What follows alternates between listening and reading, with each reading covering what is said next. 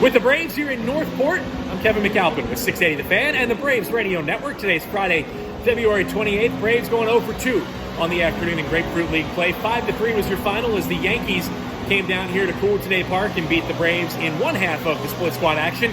Meanwhile, about an hour and a half up the road in Clearwater, the Phillies walked off the Braves 6-5. In a game the Braves were down 5-2 going to the ninth. They mounted a rally, scored 3 and tied it, only to see the Phillies walk it off. Bryce Wilson had a good performance against Philadelphia up the road. Mike Soroka had a good performance here against the Yankees in the other half of the action. First time out for Soroka, the 22-year-old right-hander, tossed 2 scoreless innings, 3 base hits, 3 soft singles, and we'll talk about that in just a moment. Walked none, struck out 3. And how about the first inning of spring training for Mike Soroka? It was a 6-pitch top of the first inning for Soroka. So what a way to start things out. Quick, efficient, gives up a leadoff single to LeMahieu and induces a ground ball double play just a couple of pitches later and got a strikeout to end the scoreless first. Struck out 2 more in the second, so a good start for Mike Soroka, who, as you'll recall, this time last week was throwing a live BP. Felt a little tweak in his groin. The Braves pushed him back just a couple of days, but good to see Soroka get back out on the mound. And I know you've heard me talk about this before, whether it's on the air or on our podcast or even on these daily rundown videos.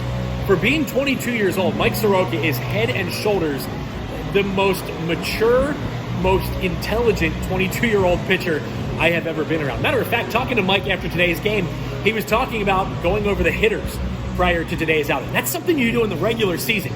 You don't hear a lot of veteran starters talk about game planning for spring training action, but as Brian Snitker said after the game, that's something that's going to make Mike one of the best pitchers in baseball. Of course, Soroka finishing 6th in the Cy Young voting. And in my opinion, he'll probably do even better than that here in 2020. So a good start to the spring session for Soroka, who was game planning for this start against the Yankees. And they brought some big guys down. They had guys like Andujar and LeMahieu and a couple of others, regular players in the lineup.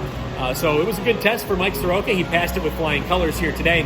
So looking forward to seeing what he has in store in his next time out. But good to see Soroka just back on the mound, not favoring anything, mixing in that sinker. It would look really, really good here for late February. As I mentioned, up the road, Bryce Wilson was on the mound, making his second start of the spring against the Phillies in a game that the Phils beat the Braves 6-5. Wilson went 2 2/3 innings, gave up just 1 hit, walked 1, and struck out 2. Of course, Wilson competing with Kyle Wright and Felix Hernandez for that final spot in the Braves rotation. If you saw my blog on 680thefan.com today, I predicted that it will be in this order: Soroka, Fried, Folty, Newcomb, and Felix Hernandez. We still have a little under a month to go until opening day, but that's just how I see it playing out. I'd love to hear your thoughts on the matter. Back here, the game that we saw in person, it was good to see Johan Camargo go deep for the Braves here today. A 2-run shot onto the concourse in right field. Also saw Trey Harris hit a solo homer, but it wasn't enough. Braves falling to the Yankees 5-3. 3 runs on 3 hits for the Braves offense, 5 runs on 10 hits for the visiting New York Yankees. Meanwhile, the Braves will play under the lights for the first time here in 2020 tomorrow in a game that's about 25 minutes down the road in Port Charlotte. Max Fried will look to build and improve upon his first outing of the spring session. Of course, we saw Fried on Monday in Dunedin. He wasn't able to get through that first inning. Gave up 3 runs on 3 hits in a third of an inning. Fried was not overly concerned after that first start. Neither was Brian Snitker, neither was anybody that I talked to. But I know that Max Fried is certainly looking to get back on the mound.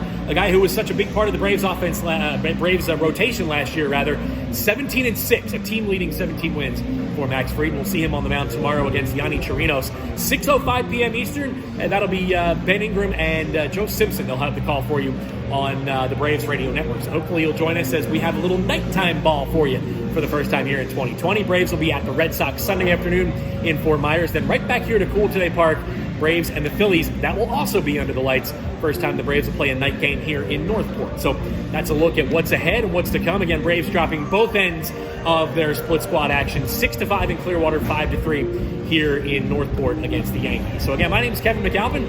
We'll do this again tomorrow, and I have a special assistant that will help me do our Braves game day rundown tomorrow. That's right. Max is on the plane, headed here to Florida. So my little dude Max will join us for our Braves rundown tomorrow. So hopefully you can tune in for that.